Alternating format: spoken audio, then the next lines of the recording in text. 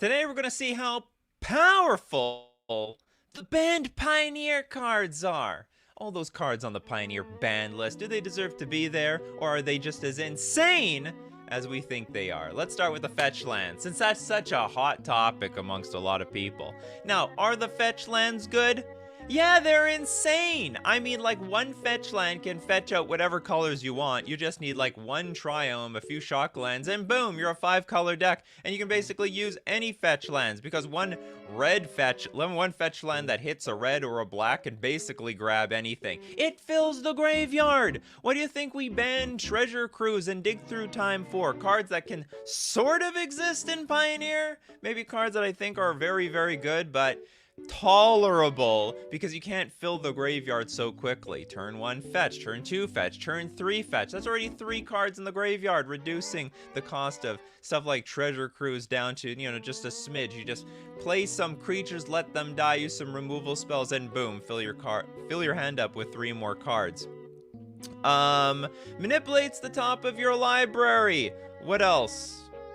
Well, I mean, it shuffles. I mean, so if you put some nonsense, if you scryed some nonsense on top and you don't want it anymore, you fetch, you get rid of it. Or you can take things that were put on the bottom of your library, shuffle it back to your deck, whatever. Those are not really deals. Not very big deals. And of course, they're very expensive. But I'm not going to make, let's not mince any words here. They are better than the revised dual lands. They are better. Fetching and thinning, it does thin your deck, technically. It's not a big thing, but it is something. You know, all those little edges all add up. These are some of the best lands in the game. Now, do they need to be banned? Well, not really. Like, they can coexist in a world just like Modern does. Like, I don't think they should be banned in Modern. But I totally understand that we could live in a world without them. I don't think they're the most powerful on this list. They're just really good utility. I mean, they are powerful. They're good. They're really good stuff. But I have a feeling that it's going to be lower on the power level compared to everything else on this list. All right, moving on. No, we're not on the fetch. You want to say something about the fetch lands? My brother's here in the morning. My brother likes the fetch lands. Liquid Soulfly. You could argue the fetches are, utility-wise, better than the dual lands. They fill the graveyards and thin the decks. Yes, they are 1,000,000% better than revised dual lands. And I mean, I don't... Once the argument's out there, I don't think anyone's going to argue against it. Balustrade Spy. This card... This might be the most broken card on the list, to be honest. Black 3 generic, flying, 2/3. When Balustrade Spy enters the battlefield, target player reveals cards from the top of their library until they reveal a land card. Then puts those cards into the graveyard. The way you break this is you build a deck without any lands. Let me explain. So, got here... what was typical of a what is it called? Oops, all spells type of deck in Pioneer. And instead of lands, they played things like Agadim's Awakening, they played Balaged Recovery, they played Seagate Restoration, Turntimber Symbiosis, Hagra Mauling. So it were spells that could be used as a land, but they're not technically lands. Balustrade Spy did not recognize these cards as lands, so you would keep going through your entire deck. Well, how are you going to do it? Won't you die? Won't you, like, lose all your cards and then next turn you're dead? Well, not quite. So there was a lot of ways that dealt damage. First, Creeping Chill. You'll mill 4 of those, deal 12 damage to the opponent. You gain 12 life, which makes it impossible for them to come kill you. And then in addition to that, there'd be 1 Narcomoeba to wake up the prized amalgams from the graveyard. Then you got like 12 power in play, well 13 with the Narcomoeba. Then the prized amalgams will wake up the Silver Smoke Ghouls, which says when at the beginning of your end step, if you gain 3 or more life this turn, oh sorry, no, I'm thinking of a different card. The Creeping Chills will wake up the Silver Smoke Ghouls. So the Silver Smoke Ghouls enter the battlefield. You have this huge board. Well, what about your library? Well, we got the World Spine Worm here, that when it's put into the graveyard from anywhere, shuffle it into its owner's library. You have 2 of them, so you can shuffle 2 of the World Spine Worms back into your deck. You have 2 draws down to 8 life, and you have 1,000,000 power in front of you. Very easy way to win the game with the Balustrade Spy. This is Oh, you think that's exciting, huh?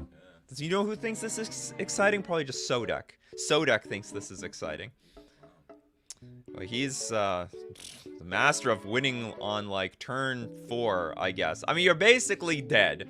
I don't know if there's a really good way to race this deck. I guess you have to win. I guess you could win on turn 4 on the play, but they have some ramp in the deck, right? They have that little stupid mana dork. They have a few mana dorks to win by turn 4. So they turn 1 do nothing, turn 2 play mana dork, turn 3 Balustrade Spy for the win.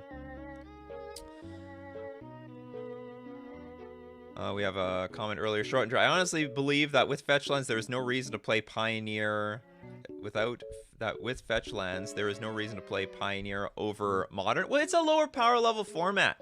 Pioneer, it accommodates a lot of people. Not everyone likes super ultra powerful formats. I don't really enjoy Vintage. It's a bit stupid for me. Like, okay, so that's a power level far to an extreme that I don't even want to touch. I don't really find the gameplay that enjoyable. Like, it's okay for a while, but I don't want to grind it on any regular basis. Pioneer's on the other far side of the spectrum, closer to standard. So where it's got some good cards, but it hasn't gone crazy yet. It's on its way. As time goes on, it's only going to get worse. So anyway, Balustrade Spy can just like basically not exactly win in one shot, but effectively win on one shot where they'll just stabilize the board with a creature's play, nice chunky life total, and can basically pull this off by turn 3. So, and I don't think it's going to get worse. It's only going to get better. As they make more cards for the graveyard, Balustrade Spy just gets more stupid. More stupid. Alright, Expressive Iteration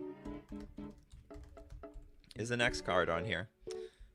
Sambo is like, every time I watch Pioneer gameplay, it's just people winning on turn 4 with aggro decks. Aggro for the win.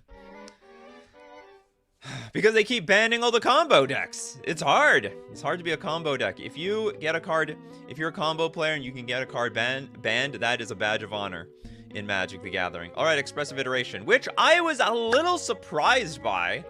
I guess it was more important than Treasure Cruise. It was just easier to pull off. I understand a lot of decks, like even the Izzet Phoenix decks, they love this card. Blue, red, sorcery. Look at the top 3 cards of your library. Put one of them into your hand. Put one of them on the bottom of your library and exile one of them. You may play the exiled card this turn. This is a card that has actually rocked a lot of formats.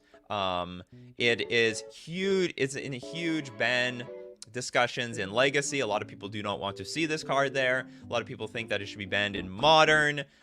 It's what's pushing the Ragavan decks over the top, or Dragon Rage Channel, whatever, Murktide-like decks. And of course, it did saw a lot of play in Pioneer with the, I believe it was Izzet Phoenix, if I am not mistaken, amongst many other decks. Expressive Iteration died for Sins of Treasure Cruise and Dig Through Time. Maybe. Remember, like, it is harder to pull off stuff like Treasure Cruise and Dig Through Time in Pioneer. Expressive Iteration requires no work whatsoever. If you have no land drop for the turn, this might as well be like super... Is it like a super explore? It's like explore. You put the land in play and you drew a card, but you do draw a card anyway. Don't know if I can make the was Prismari? Prismari is it? They gave new names for the color pie. Personally, honestly, I like the name Prismari. We might as well be calling it Prismari Murktide, Prismari Delver. I really don't care for the Izzet name. Izzet didn't really nail it for me. Prismari is much more elegant. Great question here, D-Tie Gaming. Is Expressive Iteration powerful? I don't really think so. I think you have to tap out in order to play this thing. It's good value. It is. It's a 2-for-1. It's one of the better 2-for-1s. Spend 2 mana, get 2 cards. You get to look 3 cards deep too. But is it powerful? I don't really think so. This is one of those cards. This is like banning the cantrip instead of banning the thing that actually wins the game. From my perspective, is it good? Is it too good in its utility? But I don't really think it's that powerful of a card. Sam says the delve spells aren't nearly as broke without the fetch lands. No one is playing Dig Through Time nowadays. Treasure Cruise is played only in the Phoenix deck. Make no mistake though, Dig Through Time and Treasure Cruise is gonna be on this list one day. I don't know when, but one day it is, and it's not gonna be a surprise. It's banned in all the other formats, so enjoy your Dig Through Time and Treasure Cruise while it is still fair. Is it Phoenix and is it Control play this card? I think people undervalue how much consistency having Fort Expressive Iteration is. It is consistent, but you are sacrificing your earlier turns of the game to play this card. I would say, like, you can get out aggroed if you're playing Expressive Iteration on turn 2 or turn 3. This card, I feel I'm under the most pressure when people are playing this thing on, like, turn 5 and 6 and 7. Like, when we're empty-handed and someone plays Expressive Iteration, my heart sinks. Like, oh my god, I wanted you to be empty-handed, I wanted you to draw a blank, and you drew Expressive Iteration, and you've got, like, 4 to 5 extra mana, so you can definitely find a threat and find another threat. It's a clean, super clean 2-for-1. I mean, it's, divination on crack. It's a super divination. You get 2 cards, but you get to look deeper for them, and it only costs 2 mana. It's like Explore, but you get to choose between cards for your draw. There we go. It's the Super Explore. That's the explanation that I needed. Mikey J says Expressive Iteration is powerful in the hands of a skilled player and useless in a weak player's deck. So that is actually a very interesting take, where we may not see the full value of Expressive Iteration because only skilled players get the most value out of it. I would say, for example, if you're playing Expressive Iteration on turn 2, when you cannot get the land, it's probably a sign that you're a pony.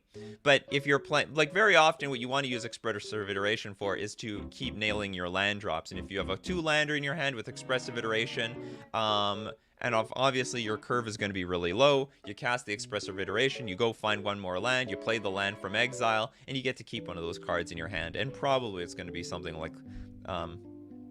not Lightning Bolt. What do you guys use? Not Shock. Oh god, I don't know what the removal is in this format. No. Absolutely not.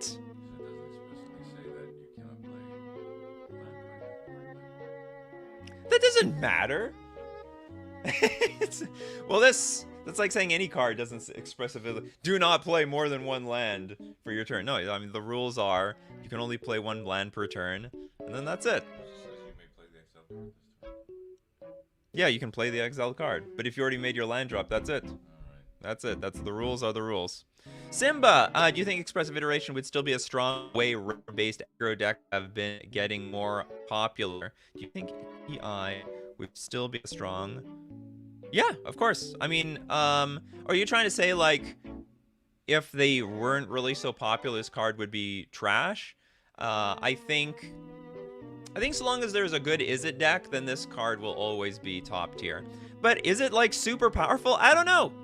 Honestly, I don't think so. I don't think it's not Balustrade Spy-like. And I believe the explanation was, I think they... If I remember correctly, they're just trying to power down the Phoenix deck. Like, this isn't like this card is breaking Pioneer and everyone is playing Expressive Iteration. We gotta do something about it. No, it's more like, okay, Is It Phoenix is pretty good, so we're gonna take away one of their better tools in their deck to make it a little bit more docile, of a card, and yeah, bring the format a little bit more balanced in check, but I don't think it is one of the more powerful cards on the ban list. This is more of a trying to keep the Pioneer metagame under control by taking away one of their better tools. Who you're traveling with? So if anyone doesn't know, I'm with my brother, who's always available during the gameplay streams, but not nearly so much during the morning streams. And you heard that song. Okay, we're gonna look at a lot more banned Pioneer cards and judge how powerful they are, but we got to talk about our sponsors, FusionGamingOnline.com. That 3K went and left. Unfinity! If you love Unfinity, you can go get your boxes at FusionGamingOnline.com. You can get Warhammer 40K, and when you're buying and pre-ordering from Fusion Gaming Online, you're supporting the channel. You support Nikachu, MTG, and the Morning show. But do you know how you can coupon code Nikachu at checkout? It will let them know that you're supporting the channel, and it'll also give you an extra 5% off all your purchases. We're also going to thank Mana Traders, the premier place for renting Magic cards online. And if Expressive Iteration got banned in your Pioneer deck, well, what do you care? You're renting the deck at Mana Traders, and if you don't like the deck anymore, you can switch to the next top tier deck. That's the beauty of renting decks with Mana Traders, and you can support the channel using my Mana Traders link in the description below, or save 10% off your first 2 months using coupon code Nikachu_RUE. Alright, now back to banned cards. Banned Pioneer cards. What do we got next? Ooh, a great one. Felidar Guardian! Felidar Guardian enters the battlefield. You may exile another target permanent you controlled and return that card to the battlefield under its owner's control. And for a white and 3 generic, a 1/4 creature, cat beast might as well be a really great wall. And of course the combo, it's a combo piece. And the combo piece is Saheeli Rai. And what is a absolute crying shame, this card is pretty useless and hard to use without Felidar Guardian. But Felidar Guardian is really nice and useful in a lot of decks that doesn't even use Saheeli Rai. So the whole deal is Saheeli Rai can copy with the -2 ability the Felidar Guardian. So you get a copy of the Felidar Guardian, it's going to gain haste, and you can attack with it, but the whole point is you're going to copy the Felidar Guardian, it enters the battlefield, did I even say what this card does? ET, exile target you control, turn that card to the battlefield under its owner's control.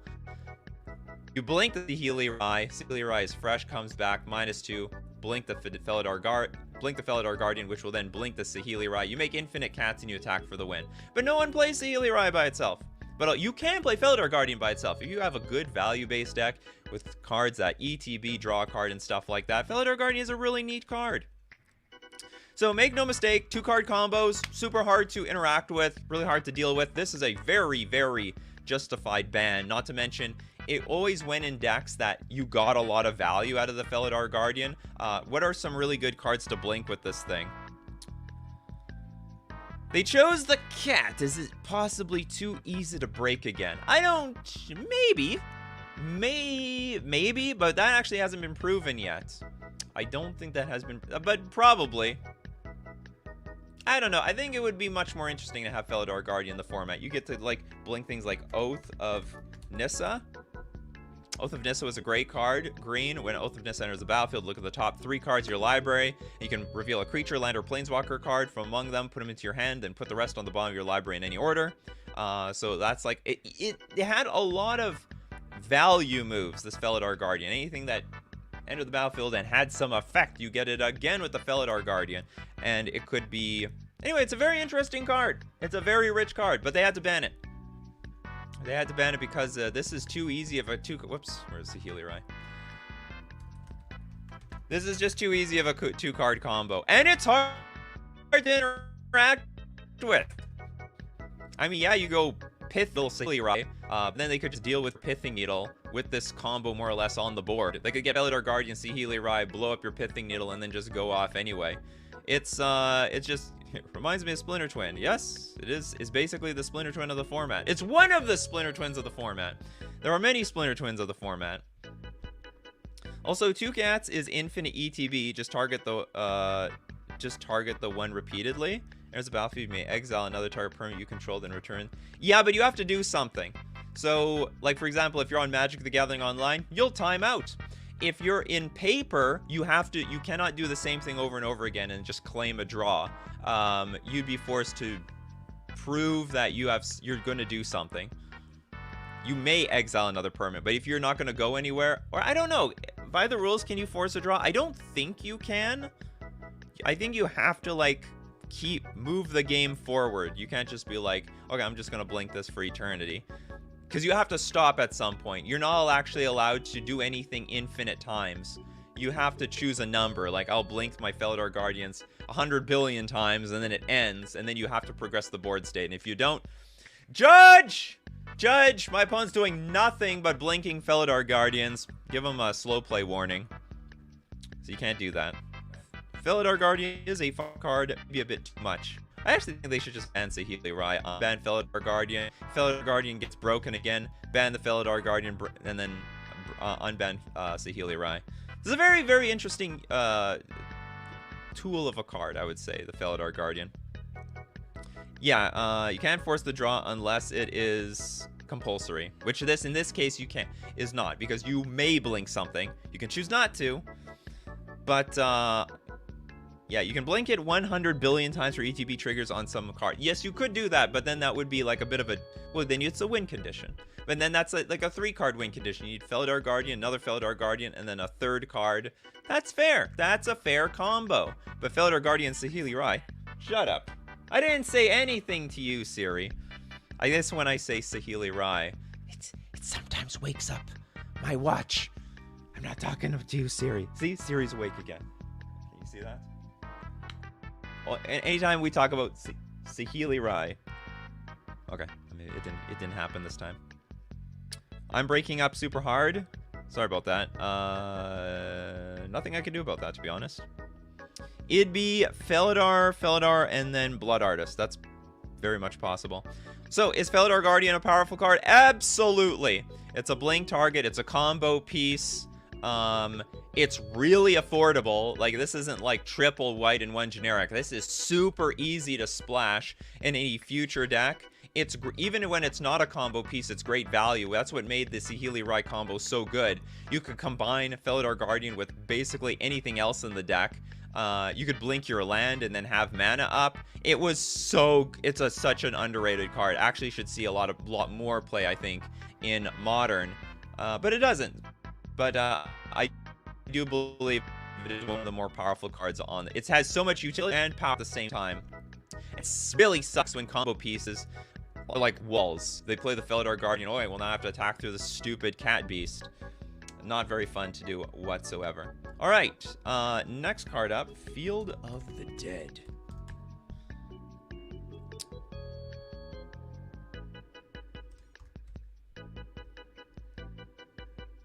Felidar in Impact Tremors or Perforos. That's one way to do it as well. Wojtek says, fun fact, they almost repeated the same mistake with Hostage Taker. First version of Taker could target itself for infinite blinks. Well, that's stupid. Why would you always, in any situation, be able to blink itself? Dr. Last Bottle. I am in Daytona Beach, Florida. Hailing from Daytona Beach, Florida. I'm trying to do as much miniature golf as well I can while I'm here before I go to Magic 30. All right, so Field of the Dead. Amazing land. Field of the Dead enters the battlefield tapped. Add a generic mana. Sorry, add a colorless mana. Whenever Field of the Dead or another land enters the battlefield under your control, if you control 7 or more lands with different names, create a 2/2 black zombie creature token. This card got banned actually everywhere. Look at this thing. It got banned actually in Pioneer for basically the same reasons it got banned in Modern. It's just too easy to trigger. It stabilizes boards and it's a win condition by itself. You just have to goldfish a bunch of land drops onto the battlefield, get the Field of Dead over there, and it's over. Unlike things like Valakut, which aren't good on, it's great. Valakut, the Molten Pinnacle, is fantastic when you go, whoops. Valakut, the Molten Pinnacle, is fantastic when you want to win the game on the spot, but is really bad on defense. Your opponent are attacking with giant creatures. You can't really do anything, but Field of the Dead can. It puts bodies on the battlefield that can potentially block and stabilize the board before you play, say, another Scape Shift and put 1,000,000 bodies on the battlefield and win on the following turn. So for the exact... And also there's just... The land hate is just too weak. It's even weaker in Pioneer because you don't have access to Blood Moon. So there's really nothing opposing Field of the Dead whatsoever. Utility lands in the future are gonna be so good in Pioneer because that format's gonna have free reign. If you think 5-color decks are a problem in Modern, one day they are probably gonna be an even bigger problem in Pioneer.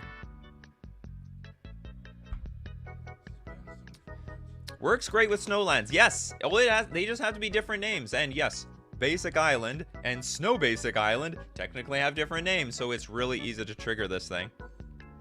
Even worse if you can blink a few lands too. Absolutely. Broken as my wallet. 1 minute. What about this car teleportation circle? I have no idea what you're talking about.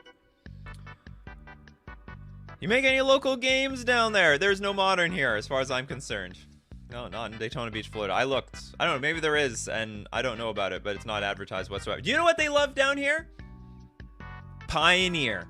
Pioneer is all over the place, and that's one deck. I brought a Pauper deck, I brought a Modern deck, I have a Legacy deck. I did not bring a Pioneer deck. I brought everything else. They love Pioneer at Daytona Beach, Florida. They are huge fans of it. PM's like, oh, you go through the list chronologically and don't take suggestions. Sorry for spamming Teferi. Don't worry, we're going to get Teferi eventually. Is Teferi on the list, by the way? I miss Field of the Dead in Modern. I do not! Well, that's all I can say about it. I mean, it was so good with the Primeval Titan decks, and they don't even have Primeval Titan in Pioneer. They know that it's so easy to trigger card. There is a point where when they just start getting a few lands in play, it's all over. I mean, the zombies come out, they just start block. They just come into play. They don't even come into play tapped. Create a 2/2 black zombie creature token. That is a bunch of nonsense. Or in Florida, Nikachu. I'm on vacation. It's how dedicated I am to Coffee and MTG. Even when I'm on vacation, I still show up for you guys in the morning. 6 Baku. I'm not a fan of competitive. I do enjoy some home table Modern, though. Hey, whatever floats your boat. Look for the banned companions in Pioneer. I think they have a few companions banned in Pioneer. Because these zombie tokens are so easy to pull off, and it's not too hard to just build a deck about ramping lands into play. Scape Shift is such a good payoff, and that these zombies are good on defense while also being good on offense. Field of the Dead was deceptively an amazing card. It actually wasn't even broken at first. People just didn't think it was any good, and then over time, after it like really broke Standard, people are thinking, this card is good in Modern. Broke Modern, maybe this card is good in Pioneer, and then basically just got broken like every format, including Historic. So was deceptive. It looked on paper, it looked like it was like a more diluted version of Valakut, but ended up being better than Valakut by a huge margin. So Field of the Dead is definitely worthy of being a banned card on this banned list. Ooh.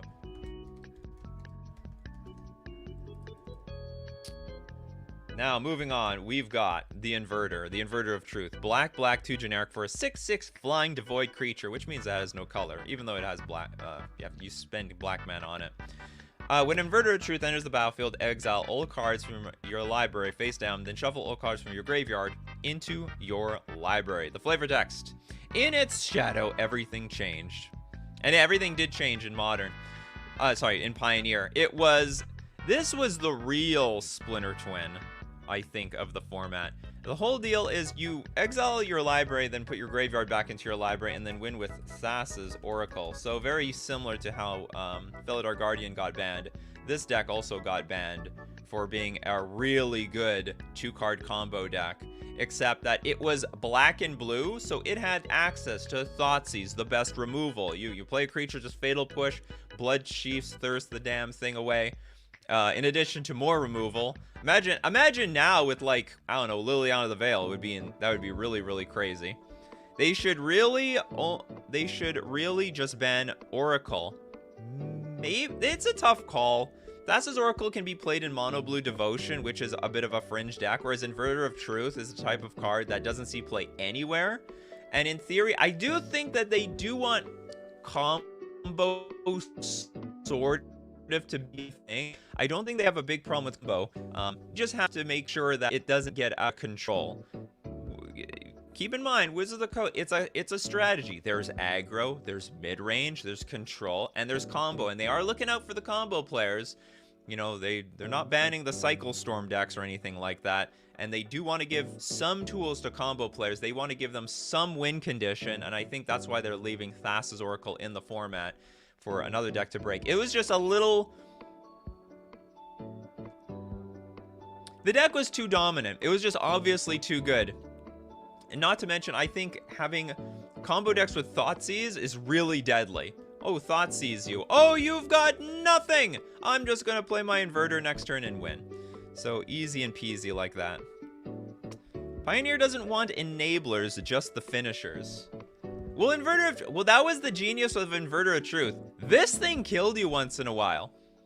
Sometimes your graveyard has 5 cards in it. You play Inverter of Truth, and you're sort of a pseudo combo in control deck. Remember, you got all that removal. You can play with. I don't know if they played with counter spells. I don't remember, but they did play with a lot of disruption, sort of hand disruption and creature removal. And sometimes you just can't beat a 6/6 flyer. It's just a big beefy creature. Sometimes you just can't do anything about this thing. Actually, why isn't level Oracle? Because level is just a little too expensive. And it's not Pioneer legal. But if you talk about Modern, I believe this this card is not legal in Pioneer, and it's 5 mana. And then if you talk about Modern, I think this is an underrated archetype in Modern. I actually think that someone could break this deck in Modern and no one's looking at it. Like, how can this deck be so good? Well, one thing that made this deck really good in Pioneer that the tools don't exist in Modern is it got to play with some of those best spells, like Dig Through Time. All right, I'll just look 7 cards through my deck. That was a big argument at the time. Hey, don't ban Inverter, ban Dig Through Time. We know that card is going to get banned anyway. It's a card that easily finds all the combo pieces, whether you need the Thassa's Oracle, the Inverter of Truth, if you need more lands or anything like that, or Thoughtseize to clear the way. Dig Through Time was there for you. I don't remember if it played Treasure Cruise. I don't think it did, or maybe it played 1 or something like that. 6 Baku. Thoughtseize pisses me off bad. I have a friend who uses a proxy deck and he manages Thoughtseize me the first 4 turns half the time. Well, that just sounds like they're cheating, or they have way more Thoughtseizes in their deck than 4. Bread is like, Oracle is alright. The alt WinCon isn't great without a crazy enabler that wasn't designed with it in mind. New cards are less likely to enable Oracle as it's unknown. But at the same time, then you could say, like, it's reducing design, that card is reducing design space.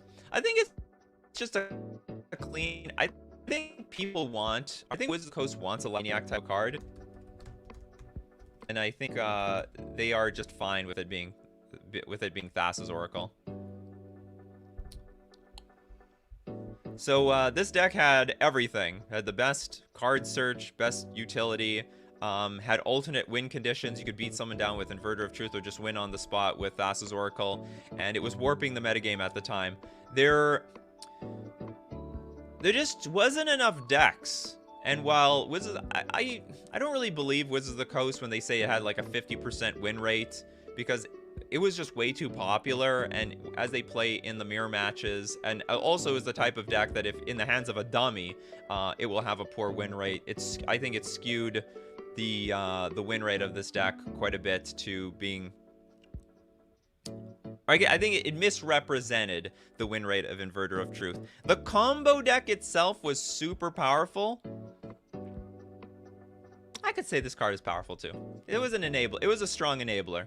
And it did weird things, like it could, if you had a lot of removal, say, in your graveyard, and then you play Inverter of Truth, you now know you're just drawing gas. If your graveyard is just full of gas, you play Slam Inverter of Truth, you just gas, and then coast to victory. You didn't always need to win the game via the combo. Inverter of Truth by itself was more than good enough.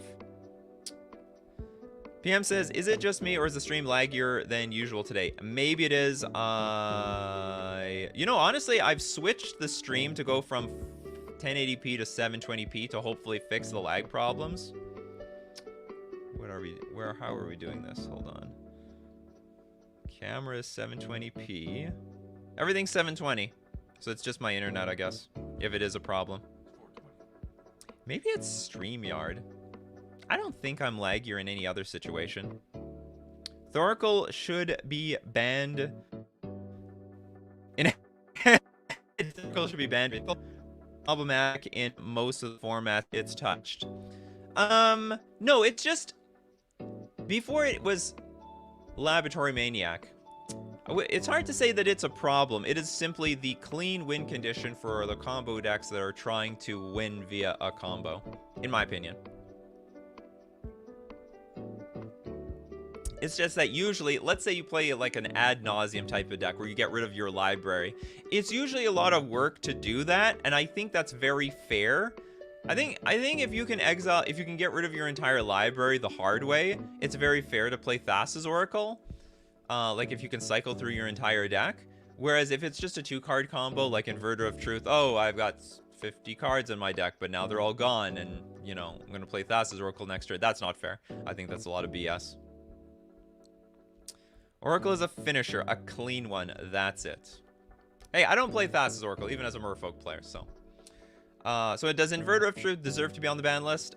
Yes, it does. It's a really powerful 2-card card. But honestly, I think the deck had a lot of personality, a lot of flavor. I would like to see this card unbanned one day.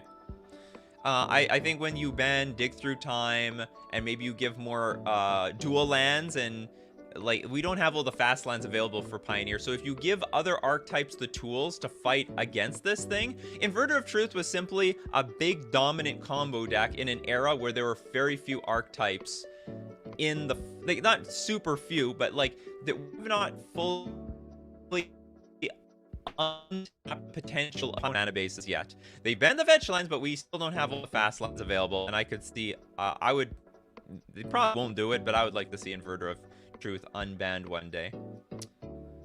Kethis. I don't know anything about this. Can someone fill me in here? I have no idea why this is banned. Green, black, white, elf advisor. Legendary spells you cast cost 1 less to cast. Exile 2 legendary cards from your graveyard. Until end of turn, each legendary card in your graveyard gains. You may play this card from your graveyard. Exile 2 legendary cards from your graveyard. So that costs nothing. Until end of turn, each legendary card in your graveyard gains. You may play this card from your graveyard. I don't get it. So what, like, could you just replay, like, I don't know, Mox Amber or something infinitely? Was the deal? But then you have to sack it. Okay, we're gonna go on a search. Kethis banned and restricted announcement. I have no idea why this is banned. It was banned in August 3rd, 2020. You're gonna learn with me. All right, they banned Kethis is banned. Why? Tell me more, Ian Duke. Tell me more. Let's zoom in on here, 'cause I can do it. Though we see, where's the word Kethis? I'm searching for Kethis. No, it's right here. In Kethis combo decks. There's a combo deck. While Kethis combo decks are a relatively new reemergence in the metagame, we're seeing signs that these decks are already problematic and would become more so if other top tier decks were weakened. Kethis decks are currently among the top 5-0 trophy winners in Magic Online Pioneer Leagues, despite being a modest portion of the field. What does it do? It did BS with one of those BS Moxes. All right, so Kethis plus Mox Amber plus Emery. But what does it do with Emery? Okay, so like, I was thinking Mox Amber. So what does Emery do? That's a 4-color deck.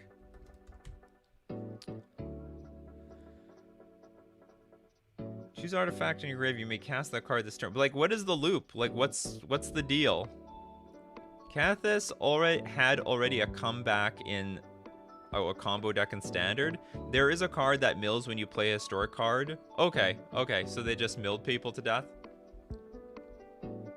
I have no experience with Kethis whatsoever. I have no idea if this card is good. Kethis was the enabler. The win condition was Digilant Excavator. Digilant Excavator.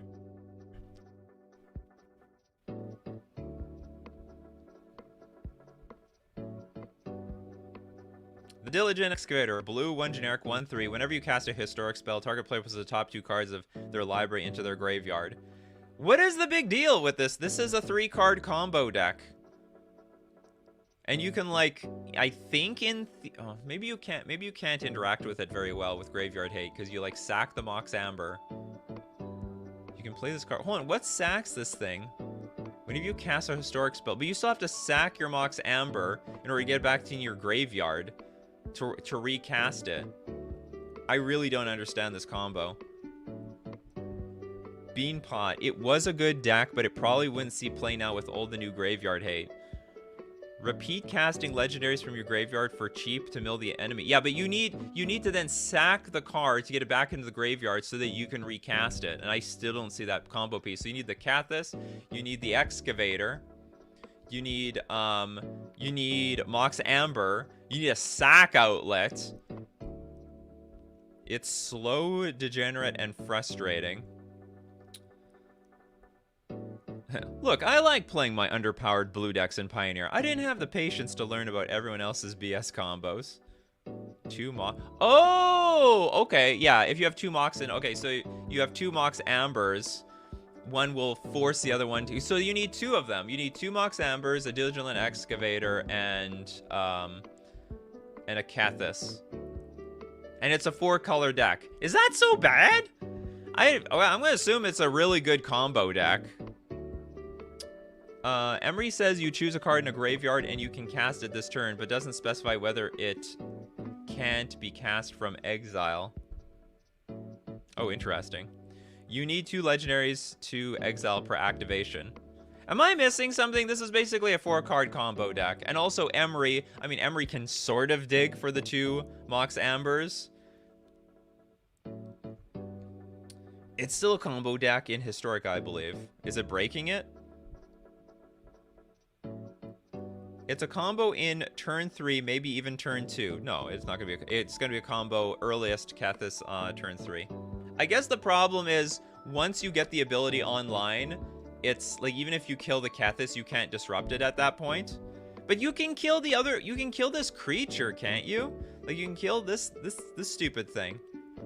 And it's not legendary or anything like that. Josh with the super chat. Thanks so much for funding my next coffee. What would be a fun show would be to do a deck build stream where you choose a commander, but the chat suggests cards. You know what? If you let me know, commander players, if you're interested in that. Maybe I will do that. I'm not playing the deck though. You can just invent the deck. I don't care. What's going to be in the deck? I would say that graveyard equals exile. Thoracle enabler as well. I like the. All right, somebody likes the idea. Anything, anything but commander. Hey, that's why we got the Pioneer stream today. Okay, I think this I never played against this combo deck ever. I think it's nonsense. I think it's garbage, and I think you can kill this thing and it disrupts their combo, if I'm not mistaken. And then if this thing isn't in play, like if whenever you cast a historic spell, target player puts like if you don't have this milling thing in play, or do you mill yourself? Either way, if you kill the Diligent Excavator, you got to find another excavator. Pioneer was new at the time. Wizards of the Coast wanted to be really careful with the format and be healthy. This combo, like, of course, any combo is powerful, but this combo looks like super easy to disrupt. Like, I mean, I know killing this guy doesn't do anything, but killing the excavator does, and you need to find 2 Mox Ambers. I think it's nonsense. I think you could take this. I think you probably. Oh yeah, this was August 3rd, 2020, very early in the era of Pioneer. I think they should unban this thing. Winota, should it be? I saw Winota. Should it be unbanned? Absolutely not. We're not there yet, but absolutely not. All right. Next one. Leyline of Abundance. Leyline of Abundance.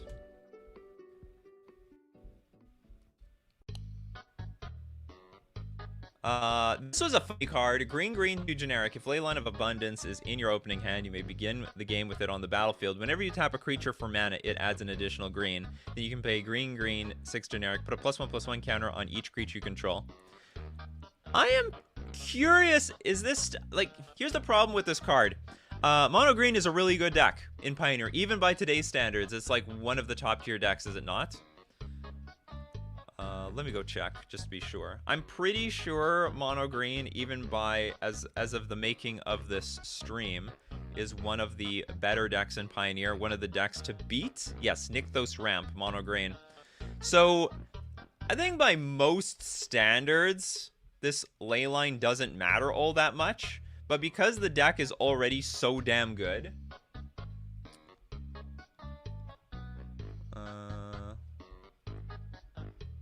I think because mono green is so damn good, they can't really give it more tools. And then if you don't disrupt the creatures on the early turns of the game, which is very hard to do actually if you're not playing with, like, a lot of the lands are clunky, right? They come into play tapped.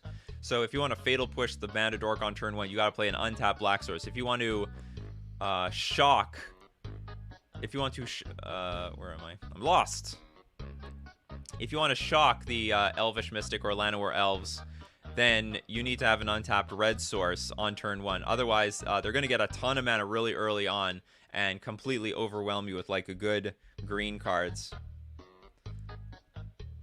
Looks like a win more card to me.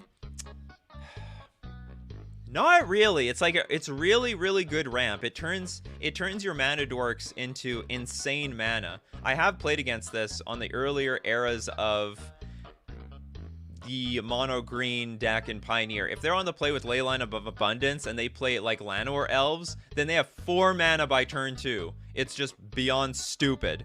And if you don't kill that mana dork, they'll have like 7 or 8 mana by turn 3. Well, yeah, basically. Nykthos can be hard countered at least. Damping Sphere exists. Does that do a thing? No. Damping... Oh, maybe Damping Sphere is okay. On the draw, it would not. If a land... No, it says only a... If a land is tapped for 2 or more mana, increases colorless instead of any other type. But affect creatures. Each spell a player casts costs more to cast for each other spell that player has cast this turn. It doesn't really affect elf decks. And it would most certainly not affect it if it was if you were on the draw. You just get completely crushed. Elvish Mystic and Llanowar Elves tap for 2 mana each. Mono green players plays the full playset of both. Leyline just puts it over the top. Oh yes.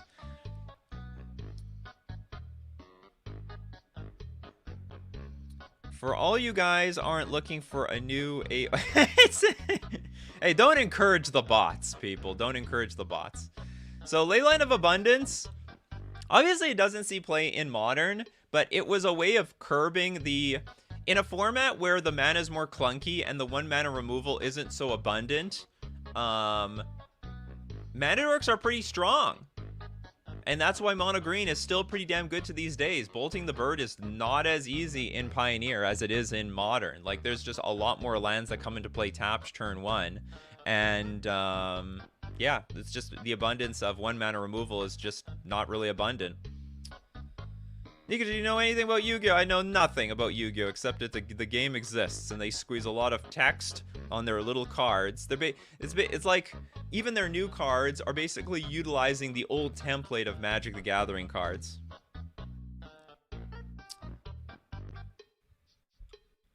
What else? It does just not in the way MTG does. I don't know. What are you talking about? Oh, Leyline of Abundance. Nissa who shakes and big Hydroid Krasis on turn 3. I think Ross Merriman invented that deck. That's probably also a deck as well. So, I personally don't think this card in a vacuum is very powerful, but I think in Pioneer it is quite powerful because hitting the mana dorks is so hard, and then basically it turns your Llanowar... You know what it does? It turns Llanowar Elves into Soul Ring that adds green. That's basically what it does. And because the, bolting the bird, it becomes much more problematic and more difficult in Pioneer than it does in, say, Legacy or Modern or... I don't know, maybe not Vintage. Maybe they don't care about it in Vintage because you just literally play Soul Ring. Because it turns all your cards into Soul Ring, and there's clearly no like predatory deck against the mono green deck, Leyline Abundance probably is actually powerful in this context and deserves to be banned. I don't know. My opinion is that all of the Leyline cards are too damn strong. Well, I think there's a lot of Leylines that just do nothing. They're very, very... Some Leylines are important. I think Leyline of the Void, for example, is very, very important to Magic the Gathering because there's a lot of graveyard decks that get out of control by turn 1 and turn 2, and there should be some 0 mana answers to decks like that. I think Leyline died due to the Simic and Sultai ramp decks in Standard at the time. Well, maybe in Standard at the time, but we're talking Pioneer. In the context of Pioneer, this card might be too strong. What Lurrus? I don't know. Do I have to say anything about this card? The card's stupid. Card stupid today. The card's stupid before. Banned in all the formats. Was banned in Vintage for a short period of time, then unbanned when they... Oh, this card shook things up big time. I don't know what to say about this card that hasn't been said already.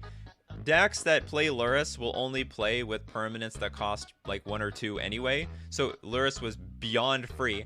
You know what made this card maybe a little bit more interesting but still broken is if all cards in your deck had to be the mana value 2 or less. Because you could still play 3 mana, 4 mana, 5 mana spells that were instants and sorceries. It's just the permanents needed to be 1 or 2. And that really wasn't that big of a restriction. Oh, Delver decks for Eternity just played with 1 or 2 mana spells. Lurrus is a great card if you take Companion off of it. It would be more interesting. There were people that tried to play this card without the Companion. Like they just had they jammed 4 Lurrus in their deck. And it's totally fine. Yeah, it's totally fine. Lurrus is not that great in Pioneer. I don't know about that one, Yvan. I don't know about that. I just don't obey the companion criteria. Boom can't companion. Lurrus is fine. It would have been a great card without companion. It would have been. Sean says you shouldn't be able to play cards from your sideboard, period. Oh, you don't? So you don't like Karn the Great Creator? Or because you don't play cards from your... You used to be able to play this card from your sideboard, but then it gave you the tax that you put it into your hand, and then from there you had the potential to Thoughtseize it from your hand. Gave you 1 turn. How is Lurrus a nightmare creature? It's so cute. I don't know. The baby's cute. Yeah, the baby is cute. Oh, someone made like a custom card based on the little cat here. Oh, it was so cute. It was such a good idea. If you could name Lurrus, Yorion, etc. with Sorcerer's Spyglass to prevent the mana activation to bring it to hand, would it fix it? It would be a big deal. It would help a lot. So, but here's the deal. It still wouldn't be good enough because you still have to spend a resource on a card that's not even in your opponent's deck or hand. And that would still be a burden. So instead of the opponent getting an extra card, you basically start the game down an extra card. And then on top of that, let's say you draw that card late game after your opponent already put Lurrus in hand or Yorion. Then it's a waste. You're just down a card, basically, effectively. Wishes are cool, repeatable and consistent wishes are not. Yeah, that's the deal with like Lurrus, is it had some...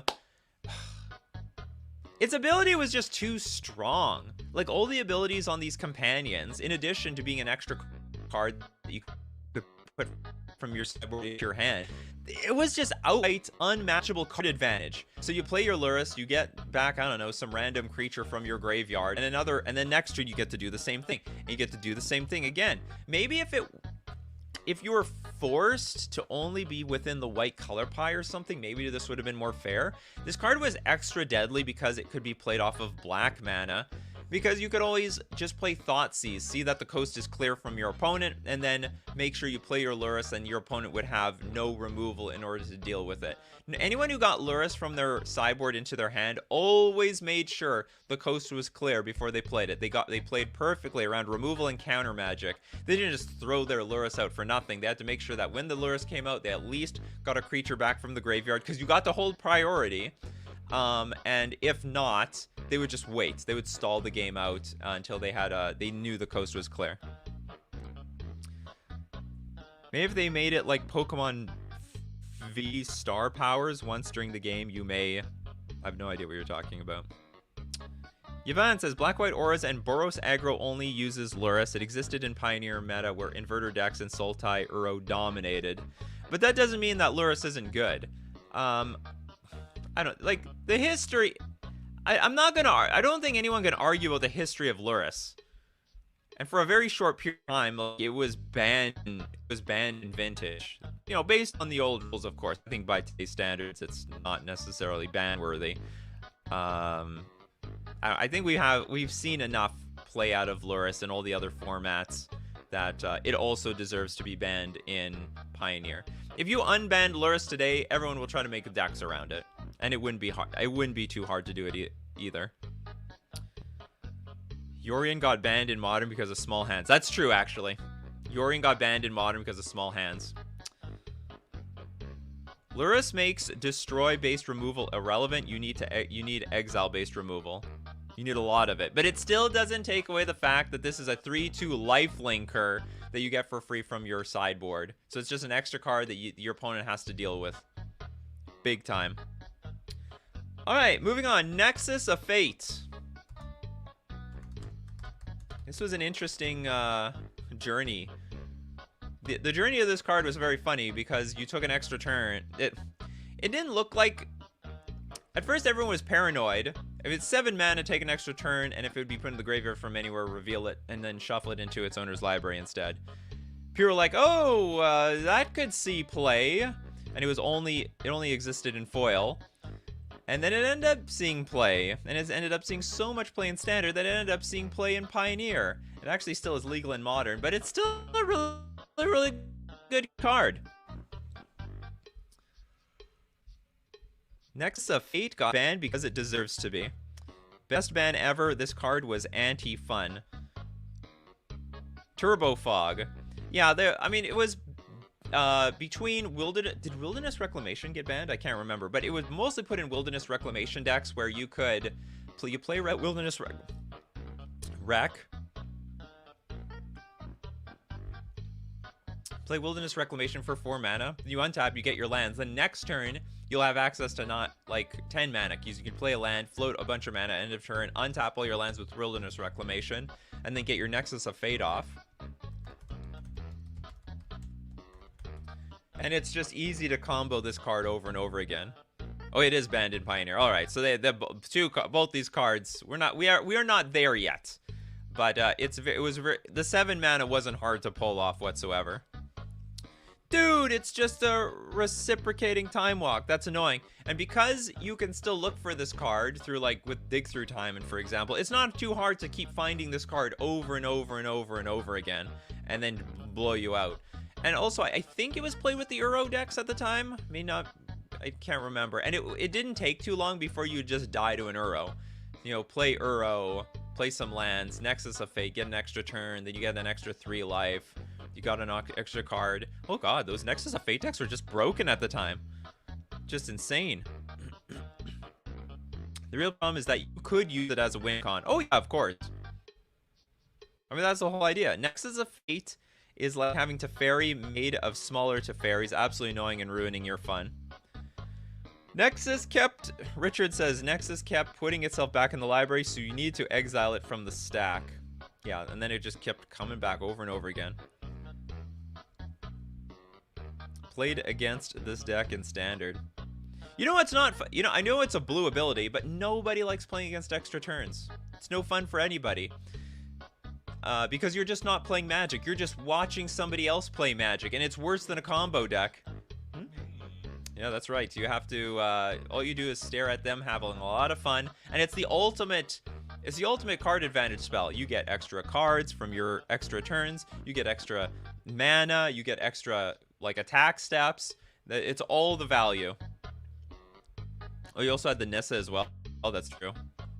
Yeah, the worst part, Gavin says, the worst part of this card was the fact that you could only get it as a buy box promo. It was problematic in paper for that reason, which curled, and I still see Aspiring Spike playing in Modern tournaments with this card with proxies.